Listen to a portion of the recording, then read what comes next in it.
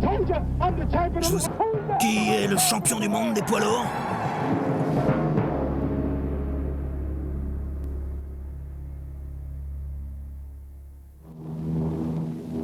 Le 17 janvier 1942, un événement a changé le monde. La guerre faisait rage en Europe et dans le Pacifique. Mais ce n'était pas cette bataille qui allait avoir un tel impact sur le futur. C'était une simple naissance, à Louisville, dans le Kentucky. Car ce jour-là, dans cette petite ville du Sud, un homme naissait qui allait changer le cours du sport, des médias et des analyses sociales du XXe siècle. Je dois être le meilleur! On l'appelait la lèvre de Louisville, bouche toute puissante, et lui-même s'appelait le plus grand de tous les temps. Expression qui constituait sa manière d'être non seulement dans sa carrière professionnelle, mais aussi dans sa vie personnelle. Il est le seul, l'unique, le champion, Mohamed Ali. Fils de Cassius et Odessa Clay, ses parents fiers de lui. Il y avait pourtant peu d'indices qui permettaient de dire que leur premier enfant, qu'ils ont appelé Cassius Marcellus Clay Jr., défierait un jour non seulement les boxeurs les plus célèbres, mais aussi le monde entier. Enfant précoce mais poli, le jeune Cassius a été élevé à God-Fearing Baptist, dans les plus pures traditions du Sud. Ce n'est pas avant l'âge de 12 ans que le jeune homme commença à avoir une idée du destin qui se profilait devant lui. En octobre 1954, Clay et un ami se rendaient à bicyclette au Columbia Auditorium qui accueillait la fête de la ville de Louisville. Ils passèrent leur après-midi à rechercher des marchandises chez les différents vendeurs américains d'origine africaine, tout en s'empiffrant avec le pop-corn et les bonbons qui étaient donnés gratuitement. Aucun des garçons n'avait la moindre idée que cet après-midi allait changer l'histoire. Une fois qu'ils s'étaient bien amusés, qu'ils avaient bien profité de la nourriture gratuite, ils voulurent rentrer chez eux. Mais la bicyclette rouge et blanche flambant neuve de Cassius n'était plus là, volée.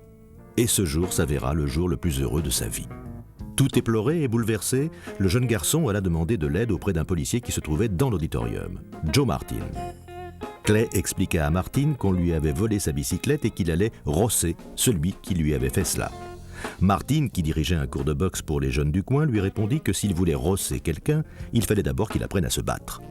C'était le début d'une longue amitié et d'une carrière glorieuse. Martin s'occupa de son nouveau protégé et l'amena à faire une carrière amateur très impressionnante qui comprenait 108 combats, 6 gants d'or dans le Kentucky et 2 titres nationaux du AAU obtenus avant ses 18 ans. Tout ceci mena à son apparition aux Jeux Olympiques à Rome où il gagna une médaille d'or pour les États-Unis. Plus tard, par dégoût, il jettera cette médaille depuis un pont dans la rivière Ohio sous prétexte qu'elle n'avait pas changé son statut d'homme noir vivant dans le Sud ségrégationniste. Aux États-Unis, Clay est devenu pro grâce à son premier combat contre Tenney Hunsaker à Louisville. Il a gagné le combat en 6 rounds. Il avait donné le ton pour ce qui allait suivre. Alors qu'il engrangeait un nombre impressionnant de victoires, le jeune boxeur avait un seul but en tête, le championnat du monde des poids lourds. Au milieu du XXe siècle, malgré un climat social défavorable aux Noirs des États-Unis, politique sociale étouffante, dont le but était de maintenir l'illusion d'une supériorité blanche, les choses se déroulaient différemment dans le milieu du sport, et ce depuis longtemps. La boxe, notamment, avait cassé la barrière de la couleur un peu plus tôt, avec la montée du premier champion poids lourd noir, Jack Johnson. Johnson, qui avait débuté la boxe à l'âge de 16 ans, avait pris le titre de poids lourd à Tom Burns en 1908. L'idée qu'un homme noir pouvait obtenir le titre de poids lourd agaça tellement les Blancs qu'ils commencèrent à chercher ce que Jack London appelait le grand espoir blanc. London et les autres Blancs, offensés par le succès de Johnson, trouvèrent rapidement l'homme qu'ils cherchaient avec l'ancien champion Jim Jeffries. Johnson conserva son titre, mais le prix en serait le sang. Des Blancs en colère se sont déchaînés après le combat, tuant et blessant de nombreux Noirs. Johnson continuera à défendre son titre bien que le gouvernement l'accusa rapidement pour violation de la loi Mann, qui stipulait qu'il était interdit car illégal d'emmener des femmes dans un autre État dans un but immoral. Et qui fut la personne pour laquelle il fut accusé? Sa propre femme. Même s'il avait fait tomber certaines des barrières raciales qui empêchaient son peuple de réussir dans la société américaine, la fougue de Johnson et sa grande confiance en lui le rendirent très populaire. Joey Louis, par contre, devint non seulement un héros auprès des Noirs américains, mais aussi un champion admiré et aimé par le monde entier.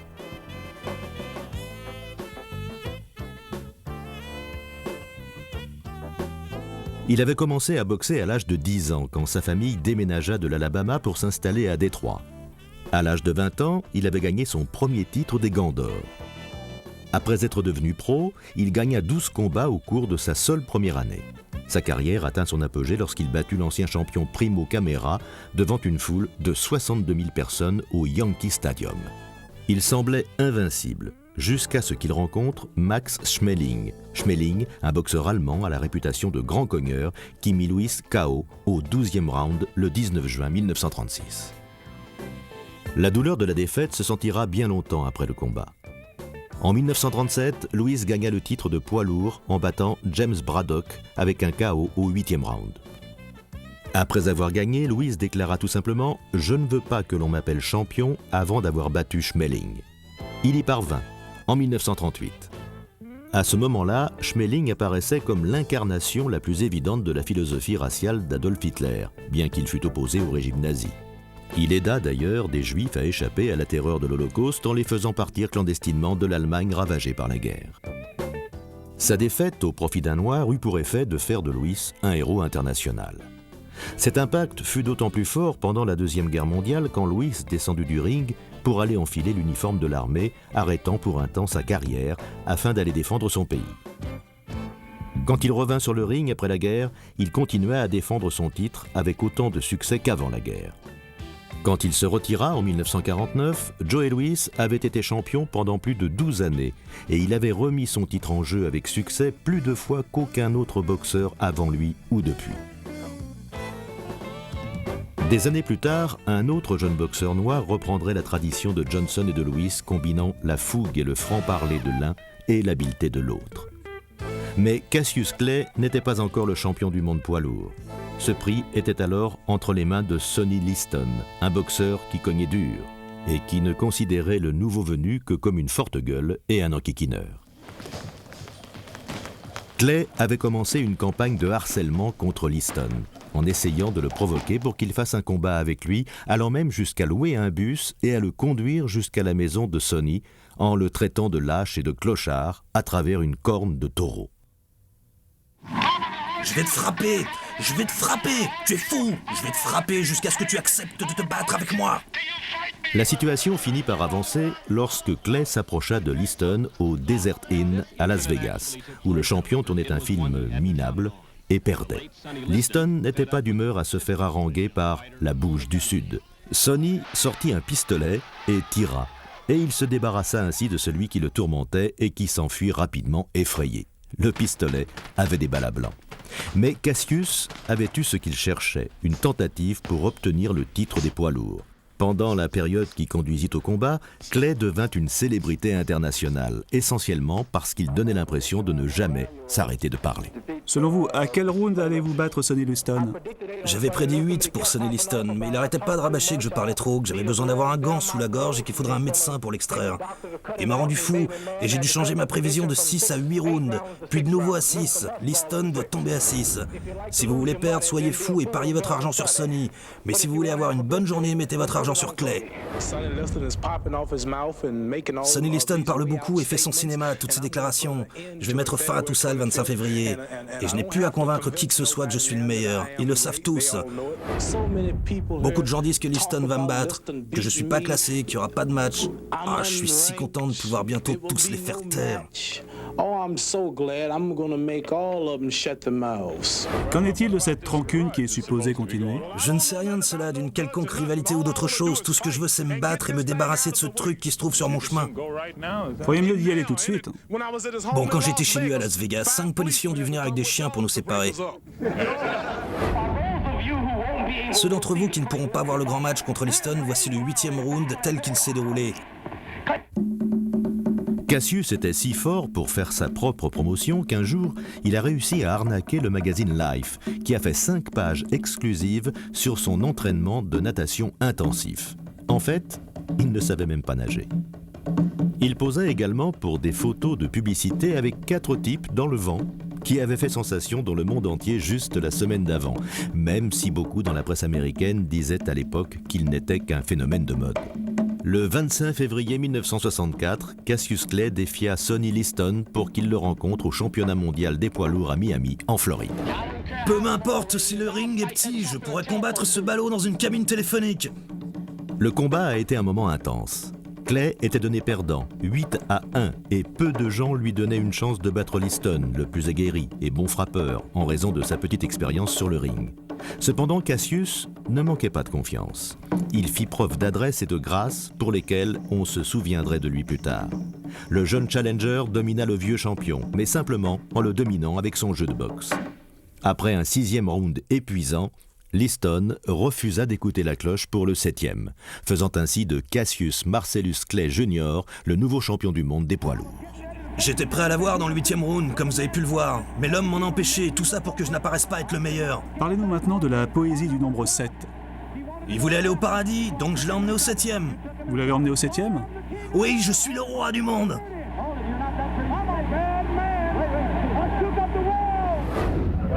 Je suis beau garçon, je suis un mauvais garçon, je suis le roi du monde, je suis si fort. Oh, j'ai tout fait trembler. C'est ce qui est bon, tous ces hypocrites. On ne peut pas appeler ça une mauvaise passe, on ne peut pas appeler ça une mauvaise passe. Parce que je n'ai pas arrêté le combat, ce sont les médecins qui ont voulu l'arrêter. Oh, je suis si beau, je suis le roi du monde. J'ai fini de parler, et vous écrivez les résultats. Le nouveau champion fit très vite naître des controverses. Il annonça au monde, encore surpris par son ascension inattendue, qu'il avait rejoint la Nation de l'Islam, un groupe de militants musulmans noirs mené par Elijah Muhammad. On l'a également vu en compagnie d'une personne très médiatisée et qui avait un franc-parler, Malcolm X. L'Amérique blanche n'était pas encore certaine de savoir ce qu'elle devait faire de son nouveau champion et de son nouveau nom, Mohamed Ali. Cassius Clay, c'est plus votre nom, n'est-ce pas? Oui, monsieur, c'est Mohamed Ali. Mohamed signifie digne de toutes les louanges et Ali signifie le plus haut dans la langue africaine-asiatique. Depuis combien de temps portez-vous ce nom? Eh ben, depuis à peu près 2 semaines maintenant. Est-ce que c'est quelqu'un de spécial qui vous a donné ce nom? Oui, monsieur, mon chef et mon professeur, le très honorable Elijah Mohamed. Sonny Liston a fait 2 erreurs dans toute sa vie. C'est quand il a combattu avec moi la première fois, et c'est quand il va combattre contre moi la 2e fois. Allez-vous l'attraper? Je vais danser, volter comme un papillon et piquer comme une abeille, yeah! Ali offrit à Liston une revanche en mai de l'année suivante, mettant l'ancien champion KO en 2 minutes et 17 secondes dans le tout premier round. Et le nargua en lui criant « Lève-toi, clochard! Lève-toi et bats-toi !» Personne ne va croire ça, alors qu'il était étendu sur le tapis. C'était le premier titre qu'il avait à défendre et il fit une démonstration spectaculaire de l'adresse avec laquelle il se débarrasserait de ses rivaux dans les années à venir. Mais même avec cette victoire sur un challenger de talent, la controverse persistait. Ali avait raison, les gens avaient du mal à croire à ses talents. Le coup de poing avec lequel il avait mis Liston KO a plus tard été nommé le coup de poing de l'ombre, car il venait rapidement et peu de gens dans la foule pouvaient dire qu'ils l'avaient aperçu. Et la vitesse devint un principe dans la vie d'Ali. Avec toute la rapidité dont il faisait preuve contre son adversaire sur le ring, Ali fit la cour et épousa la beauté Sonji-Roy 41 jours après leur rencontre et engagea une procédure de divorce 11 mois plus tard.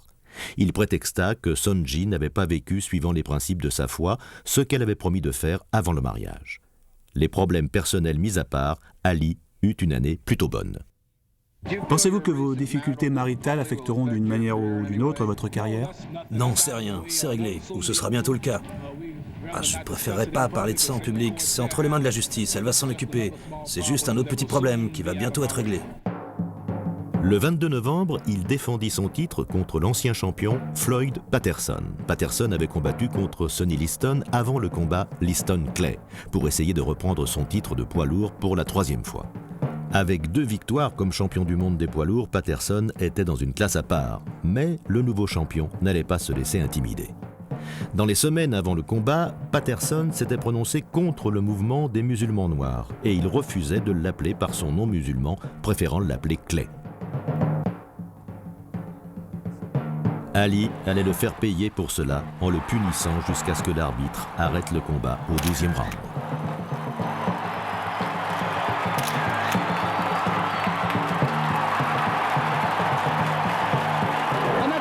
Et ça suffit, l'arbitre a dit que c'était fini et il a arrêté le combat pour Patterson. Après le combat, Patterson est devenu ami avec le nouveau champion et par la suite, il l'appela Mohamed Ali.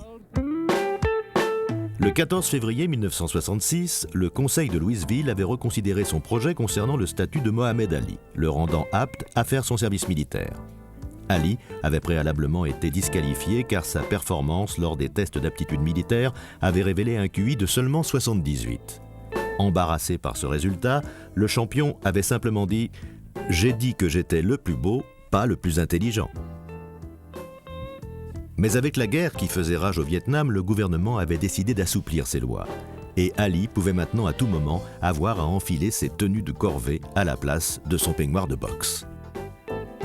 Il apprit la nouvelle par les médias, lorsqu'ils commencèrent à lui poser des questions sur ses opinions politiques et sur la guerre en Asie. Un peu énervé par cette intrusion dans sa vie privée, Ali fit une déclaration qui devait le suivre pour le reste de sa vie. « Mec, je veux pas de combat avec ces Viet Cong. » Les journaux avaient leur une et les journalistes avaient de nouveau matière à s'en prendre aux champions combattants. Tout cela eut pour effet d'entraîner la possibilité d'annuler le combat qui devait avoir lieu avec Ernie Terrell. Le combat fut enfin programmé à Toronto.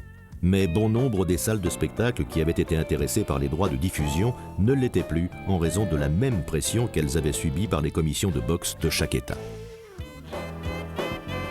Pour rendre les choses encore plus compliquées, le challenger Terrell avait décidé qu'il n'était plus intéressé par un combat avec Ali, car son salaire devait être un pourcentage des bénéfices. Et il apparaissait que maintenant, il y avait peu de chances qu'il y en ait un. Ceci mena à son remplacement par le champion poids lourd canadien George Chuvalo.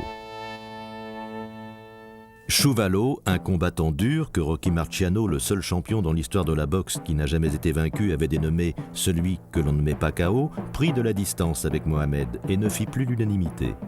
Les 3 prochains combats d'Ali eurent lieu à l'étranger.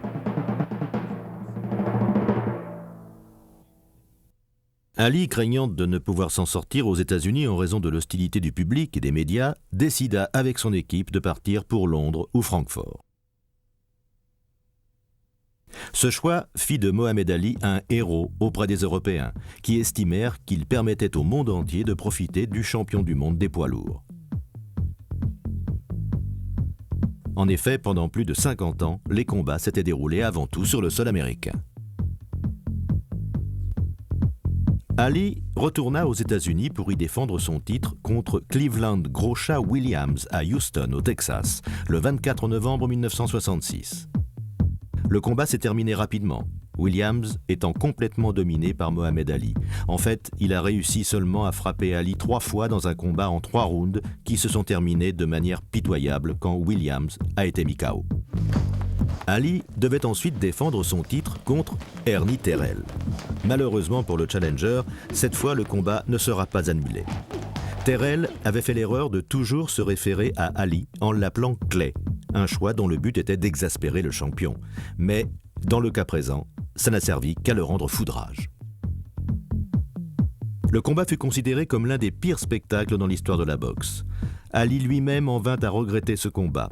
Le champion tortura Terrell pendant la totalité des 15 rounds, l'amenant à la limite d'un KO, puis se reculant uniquement pour revenir ensuite à la charge avec d'autres combinaisons, lui cassant l'orbite, ce qui entraîna un gonflement de la rétine. Pendant tout le combat, Ali cria à Terrell abasourdi « Comment je m'appelle, mec ? Dis mon nom !» Ali gagna le combat par une décision unanime. Sa prochaine bataille allait être de se mesurer encore une fois au pouvoir du gouvernement des États-Unis. Le 28 avril 1967, Mohamed Ali arriva au centre d'enrôlement des forces armées américaines de Houston. Quand il dut confirmer son engagement, il refusa. Ali fut emmené et les conséquences de cette réaction lui furent expliquées.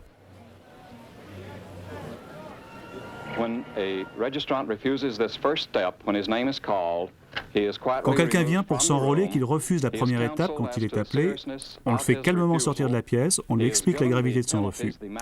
On lui inflige des condamnations, le maximum légal prévu pour un tel acte. S'il persiste à refuser, on lui demande s'il pourrait expliquer pourquoi il refuse l'enrôlement.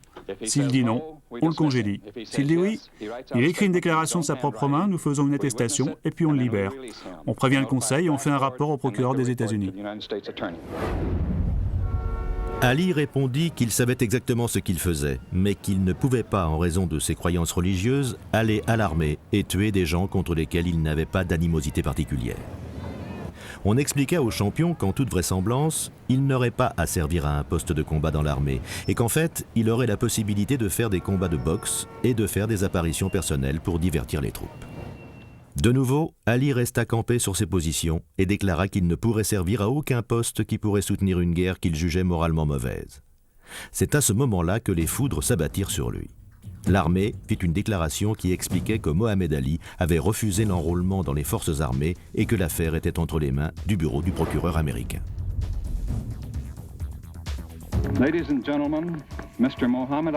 Mesdames et messieurs, M.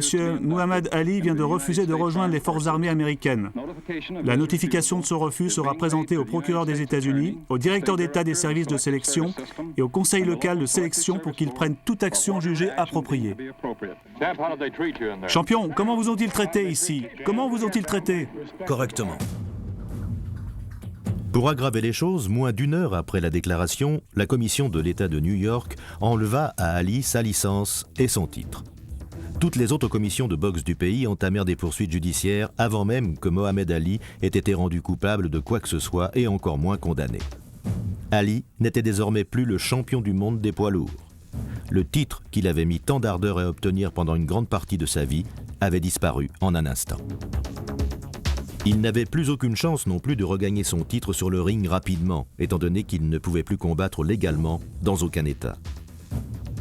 Les perspectives à l'étranger étaient meilleures, mais beaucoup considérèrent cette démarche comme étant vindicative.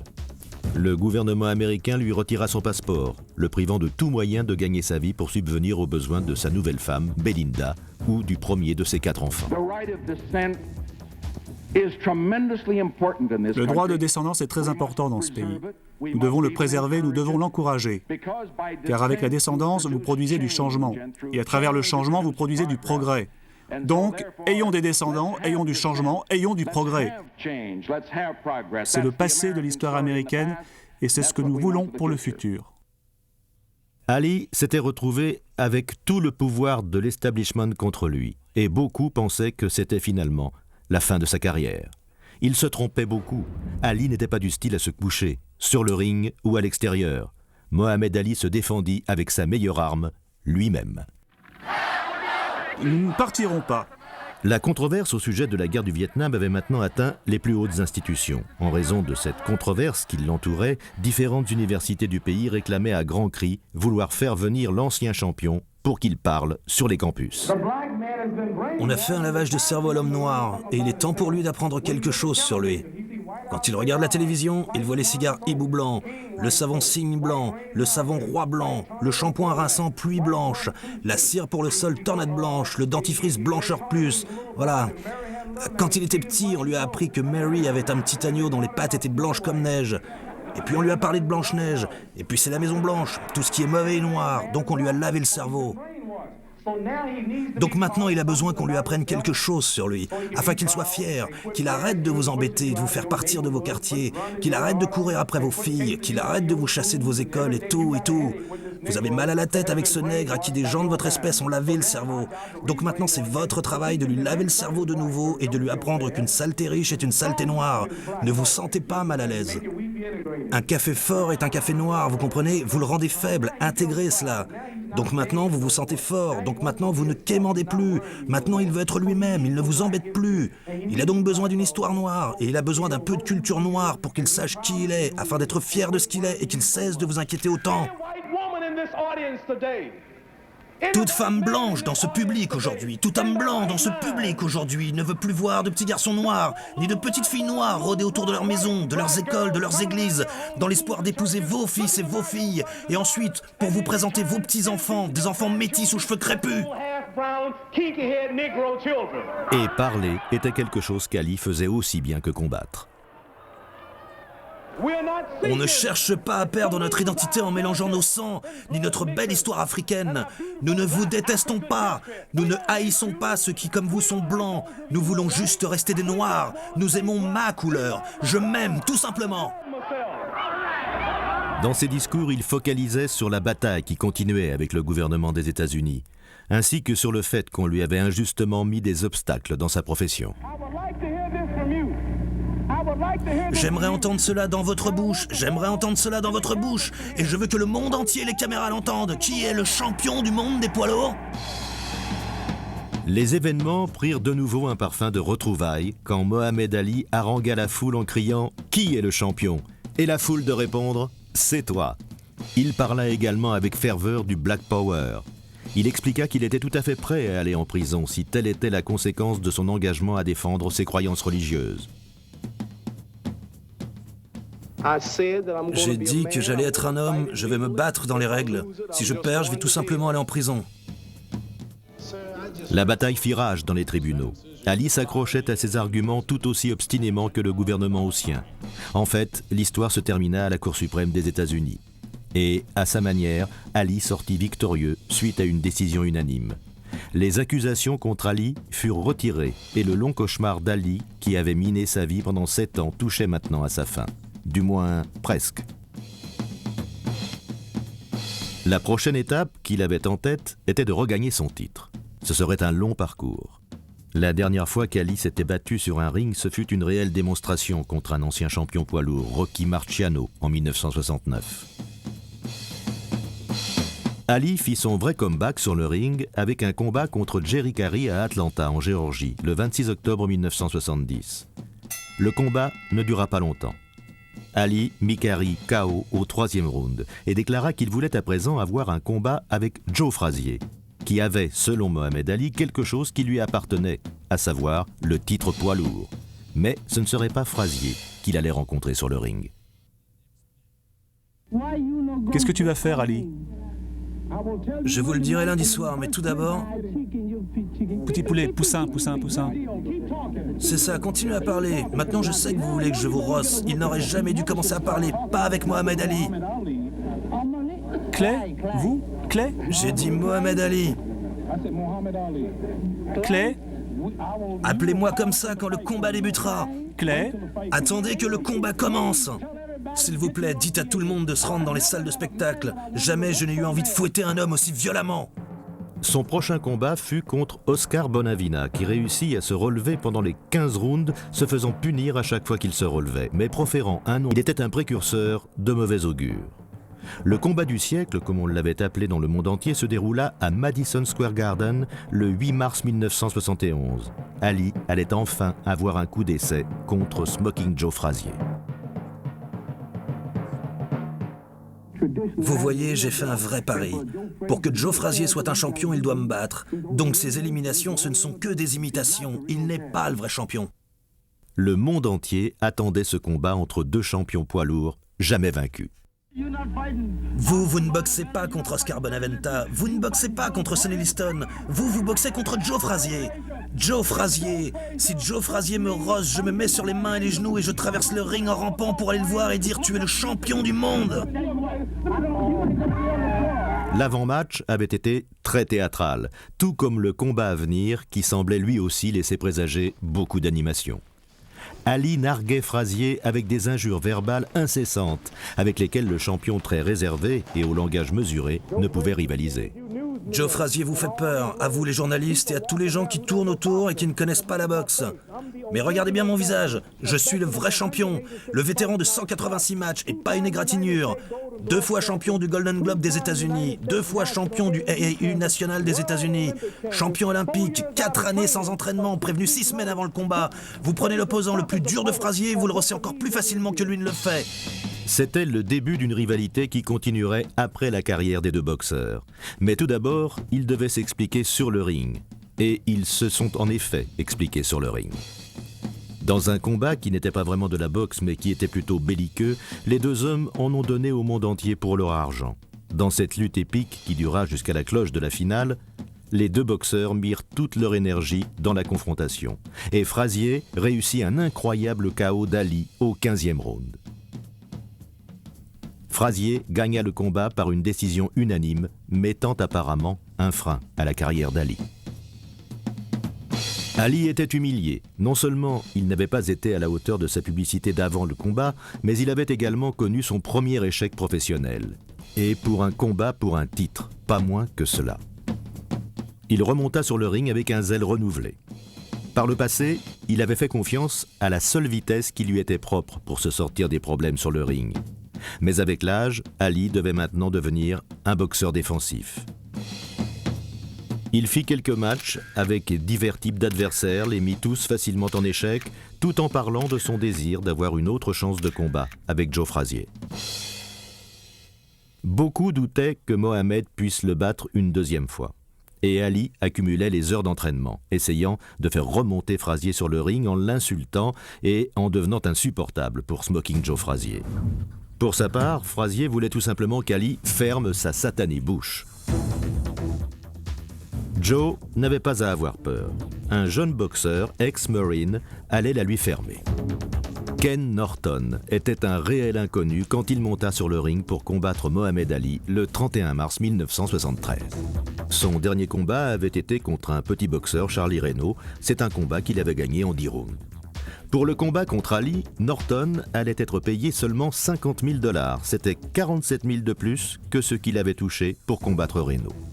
Ali prit le combat avec légèreté, ne s'entraînant que 2 semaines avant la rencontre avec celui que tout le monde considérait comme un adversaire de deuxième zone. Le prix qu'il allait payer pour sa nonchalance allait être terrible. Le combat commença avec Mohamed Ali utilisant ses tactiques habituelles de coups violents contre Norton afin de jauger ses faiblesses. Mais il était clair, même au début du match, que quelque chose dans le style de Norton posait des problèmes à Ali. Puis, au deuxième round, Ali baissa la garde suite à un direct du droit de la part de son challenger, qui lui fit éclater la mâchoire comme une brindille, cassant l'os tout net. Comment pouvez-vous dire qu'une mâchoire est cassée? Ça fait un bruit. J'ai senti que quelque chose sautait. L'ancien champion continua à combattre courageusement, ses entraîneurs faisant de leur mieux pour dissimuler le sang qui jaillissait de sa bouche, de peur que le combat ne soit arrêté. Pendant 10 rounds, il combattit malgré la douleur abominable qu'il endurait, mais en vain. Norton fut déclaré vainqueur à la fin du combat. Sa défaite auprès de Ken Norton allait correspondre au creux de sa longue carrière. Suivant le style d'Ali, il demanda à refaire un combat avec quelques mois d'entraînement et pour laisser guérir sa mâchoire après une opération de 90 minutes. C'était le temps de la cicatrisation. Il obtint cet autre match le 30 septembre 1973, dans un combat qui était même à l'époque considéré comme une victoire sur le fil du rasoir. Ali réussit à sortir son fameux coup connu du monde entier et suivant les cartes des juges, il domina Norton. Il réussit également à se tenir à l'écart du coup droit dévastateur de Norton. S'étant vengé de Ken Norton, la fierté de Mohamed Ali exigeait une revanche contre le seul homme qui l'avait tenu en échec professionnellement, Joe Frazier. Frazier n'avait pas eu une carrière facile depuis son premier combat avec Ali. 1 an auparavant, il avait perdu son titre de poids lourd au profit d'un jeune boxeur du nom de George Foreman. Mais pour Mohamed Ali, le combat pour le titre qu'il désirait tellement devrait attendre. Il était plus important à ce moment-là d'expédier Joe Frazier et de retrouver quelque peu l'aura d'invincibilité qu'il avait perdue.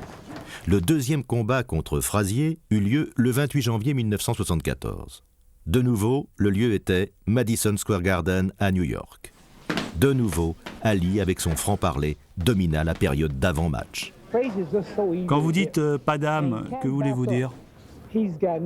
Frazier est si facile à frapper. Il ne sait pas se protéger. Il n'a aucun talent de boxeur quel qu'il soit. Il ne fait que m'imiter, c'est tout ce qu'il fait. Frazier n'arrive même pas à reculer de 2 pas. Frazier n'a pas de frappe du gauche, Frazier n'a pas de frappe du droit. La seule chose qu'il a, c'est un crochet du gauche.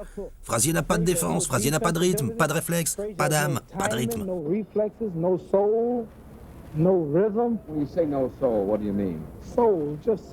De l'âme, un bon rythme. Comme Fred Astaire, un danseur de ballet. Voyez lui, il se meut avec majesté. Malheureusement, quand Joe Frazier monta sur le ring, Ali avait perdu tout son côté joueur. Maintenant, il était concentré sur son match et il s'était entraîné dur pour ce combat dans le but de redorer son nom. Le match que l'on attendait depuis si longtemps n'avait pas le côté théâtral de leur première rencontre en 1971. Et il n'y avait pas autant de fluidité dans l'action comme pour le premier match Ali-Frazier. Ali allait étouffer Joe chaque fois que le cogneur de Philadelphie s'approcherait de lui. Même si le match est resté relativement calme grâce à de bons standards de combat durant les 15 rounds, à la fin, Ali devait faire en sorte d'obtenir une décision unanime, mais il n'obtint pas le chaos qu'il souhaitait.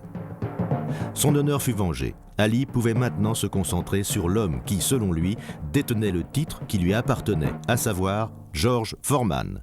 Le lieu de rencontre serait le Zaïre. Je vais me reposer pendant quelques mois et je vais ensuite combattre George Foreman, le mettre KO et ensuite réellement me mettre à la retraite avec de bonnes finances. Le combat connu comme le grondement de la jungle était prévu à 15h le 25 septembre 1974.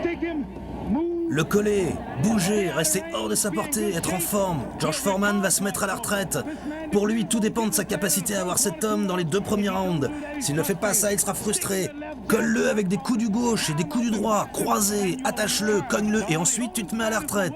Je suis le seul homme au monde qui peut rosser George Foreman et je vais le rosser dans tous les endroits, en Afrique et au Congo, où se trouvent les gars de la Mumba. Dans un spectacle auquel le monde entier était maintenant habitué, Ali put encore prouver qu'il pouvait, avant un match, vaincre qui il voulait par la parole.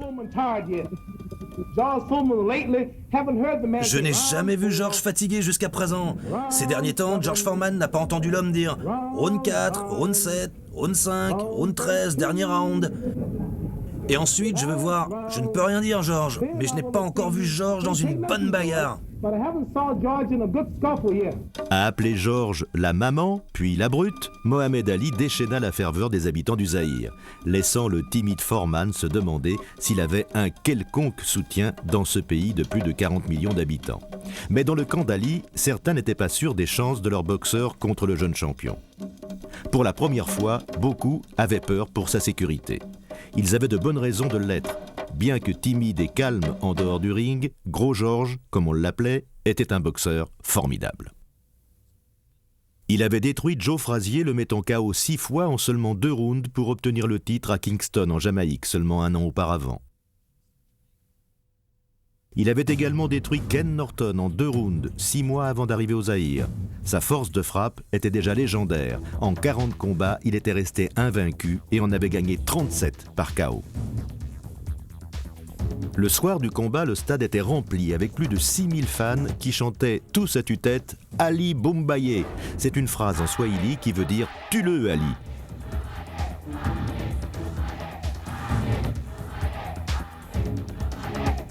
Mohamed Ali avait passé les mois précédant le combat à déclarer à qui voulait l'entendre qu'il allait battre George Foreman en utilisant sa vitesse encore impressionnante et en s'éloignant en dansant.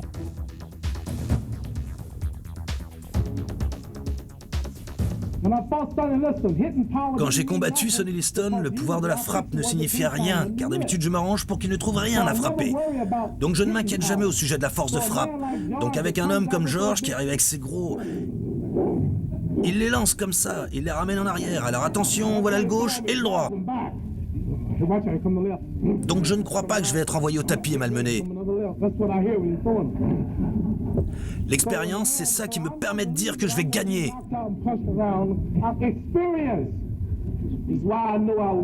Le monde s'apprêtait à voir un tout autre Mohamed Ali.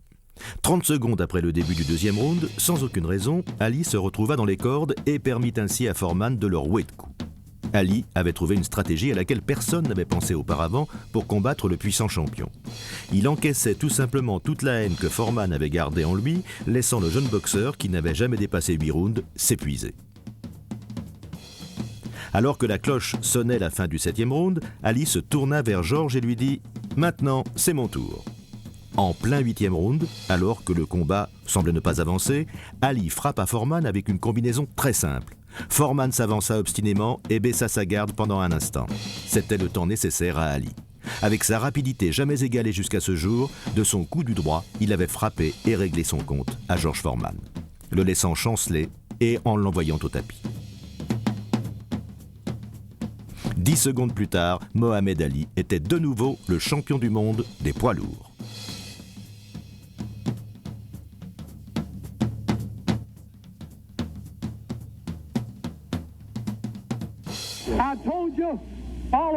Je vous ai dit à ceux qui m'ont critiqué, je vous ai tous dit que j'étais le meilleur de tous les temps. Je vais battre Sonny Liston. Je vous ai dit aujourd'hui que j'étais le meilleur de tous les temps. Jamais plus je me ferai battre. Dites plus jamais que je me ferai battre. Dites plus que je suis un médiocre avant que j'atteigne mes 50 ans. C'est seulement à ce moment-là que vous pourrez m'avoir.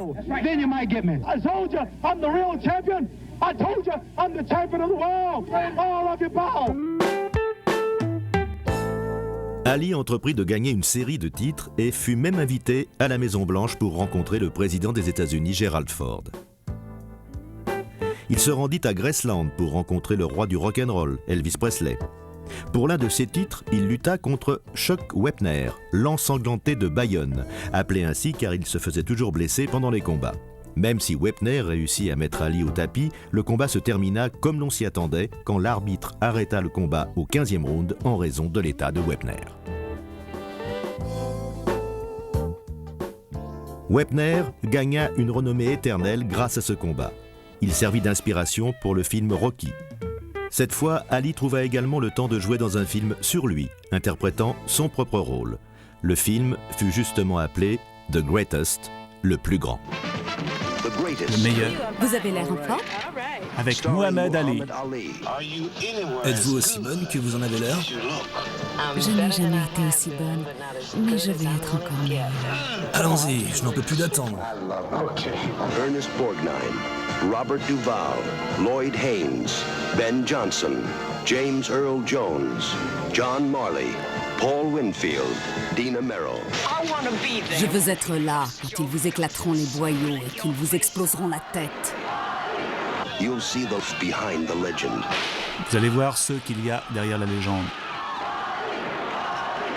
The man behind the myth. L'homme derrière le mythe. Viens par là, viens par là! Cassius, arrête! Arrête, va-t'en! Et vous comprendrez pourquoi on l'appelle le meilleur. He's called the greatest. Une histoire que vous croyez connaître. You only think you know. Mohamed Ali profitait de son deuxième règne comme champion et avait toujours son franc-parler d'antan. Mais cette fois-ci, tout le monde l'aimait pour cela. Qu'est-ce que vous me racontez? Que ce Joe Louis va me battre? Je pense que Joe Louis va vous battre. Il n'abandonnera pas comme ces vieux clochards que vous avez combattus. Quel clochard! Si Joe Louis me frappe une fois, je vais bouger. Une autre chose avait changé. Maintenant qu'Ali était au sommet, son rival le plus grand essayait de tenter sa chance pour détrôner le détenteur du titre. Maintenant, Joe Frazier le voulait, ce titre. Son vœu allait s'exaucer le 1er octobre 1975 dans un combat qui fut présenté par Don King, l'organisateur, comme le frisson de Manille. De nouveau, Ali railla sans pitié l'infortuné Frazier. Joe fit son petit discours sur le ring.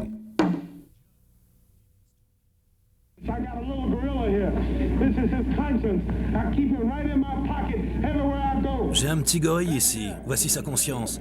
Je le garde ici, dans ma poche, partout où je vais, là. Et dans un petit poème, on peut lire « Il y aura un meurtrier, un thriller et un frisson quand j'apporterai mon gorille à Manille. Voilà la manière dont je vais le frapper toute la nuit en Malaisie. C'est la seule chose que vous verrez aux Philippines. Allez, petit gorille, allons à Manille. »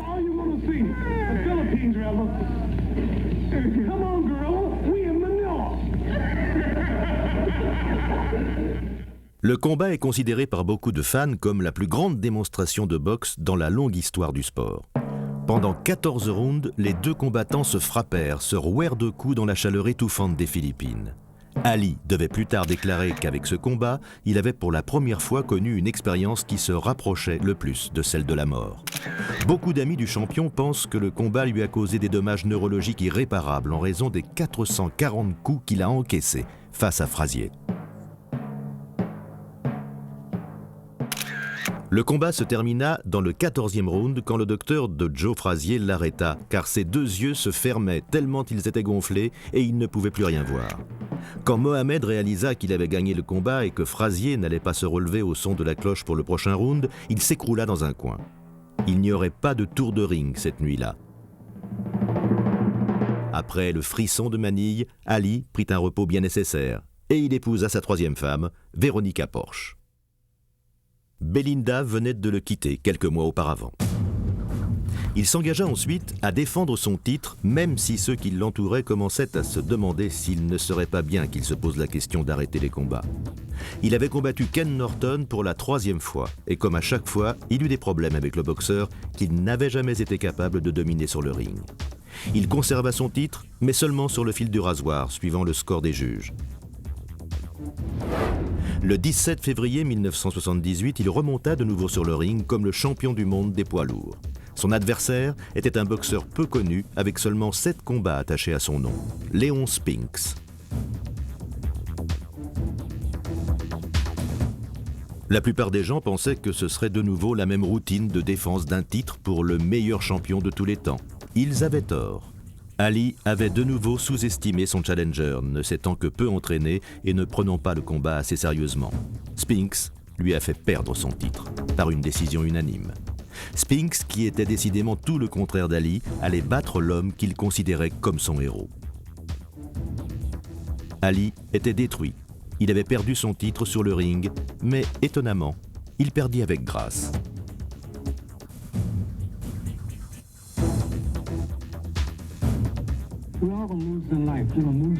Tout le monde perd dans la vie. Ils vont perdre leur femme, vous allez perdre votre mère, vous allez perdre votre père. On perd tous quelqu'un dans la vie. Celui qui peut réellement dépasser ses pertes et continuer à vivre et à essayer de revenir, je pense que ça veut dire quelque chose. Vous ne pouvez pas mourir car vous perdez.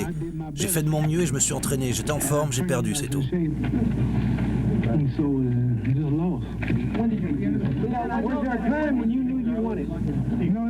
Vous savez jamais quand vous allez gagner ou perdre. Bon, je vais vous dire toute la vérité. Je suis son nouveau coach. Il commença à s'entraîner en privé pour la revanche de cette nuit précise, courant jusqu'à ce qu'il soit épuisé, répétant la même phrase encore et encore « Je dois retrouver mon titre, je dois reprendre mon titre ». Le 15 août, juste 6 mois après avoir perdu sa ceinture auprès de Spinks, Mohamed Ali fut de nouveau confronté à lui à la Nouvelle-Orléans, en Louisiane. Cette fois-ci, c'était Spinks qui avait trop confiance en lui. Après avoir battu l'idole de son enfance, Spinks avait mené la grande vie et avait prévu son entraînement habituel. Ali domina le jeune homme pendant 15 rounds, obtint une décision unanime et devint le premier homme dans l'histoire de la boxe à gagner le championnat du monde des poids lourds 3 fois. 9 mois plus tard, il prit sa retraite. Cela ne dura qu'1 an. Le 2 octobre 1980, Mohamed Ali subit une défaite écrasante au profit de son partenaire d'entraînement, Larry Holmes, qui maintenant régnait sur le championnat des poids lourds. 1 année plus tard, il fut expédié par Trevor Burbick à Nassau.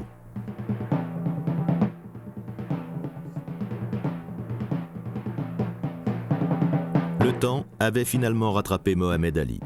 Cette fois-ci, quand il annonça sa retraite, c'était pour de bon. Mais les dégâts avaient été faits.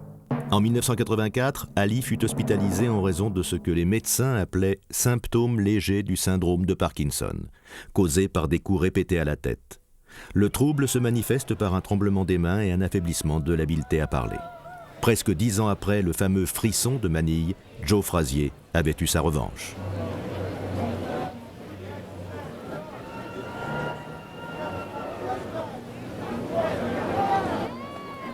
Ali n'était maintenant que l'ombre de lui-même. Les marques de sympathie du public avaient cessé, sa vitesse légendaire et sa bouche ne lui serviraient plus. Et sa 3e femme, Veronica, inquiète de ce qui lui arrivait, demanda le divorce. Mais il n'était pas encore sur le tapis. À la fin des années 1980, Ali épousa sa 4e femme, Lonnie, et commença le long voyage vers ce qu'il appelait être sa vraie vocation, l'humanitaire, faisant l'éloge de la tolérance et de la paix dans le monde. Maintenant que je ne boxe plus, ma mission principale est de promouvoir Salam. Faire prendre conscience aux gens que notre leader est grand. Mohamed et la mission. Les gens pensent tout simplement que quand vous vous dites musulman, vous pensez à des gorilles, à des bombes, à des otages, à Khomeini, à Kadhafi. Mais c'est une religion pacifique. L'islam signifie paix. Ça sonne comme salam alaikum. Et c'est ce que je veux, ce que je veux. L'ancien champion en titre des poids lourds passe maintenant 200 jours par an à voyager aux 4 coins du monde sur lequel il avait un jour régné. Mais cette fois, il se rend dans les hôpitaux et les orphelinats, dans les mosquées et les maisons pour ceux qui n'ont plus le droit de vote. Il est devenu leur champion et leur voix. Il travaille sans relâche pour aider ceux que le monde a négligés. En 1996, à Atlanta, en Géorgie, une foule surprise et émue regardait avec une pointe de tristesse L'homme qui avait volté comme un papillon et piqué comme une abeille, porté la flamme olympique dans son poing qui un jour fut tout-puissant, allumait la flamme qui brûlerait pendant la durée des Jeux. Une foule de plus de 30 000 fans scandait son nom alors qu'il recevait une médaille d'or en remplacement de celle perdue de nombreuses années auparavant.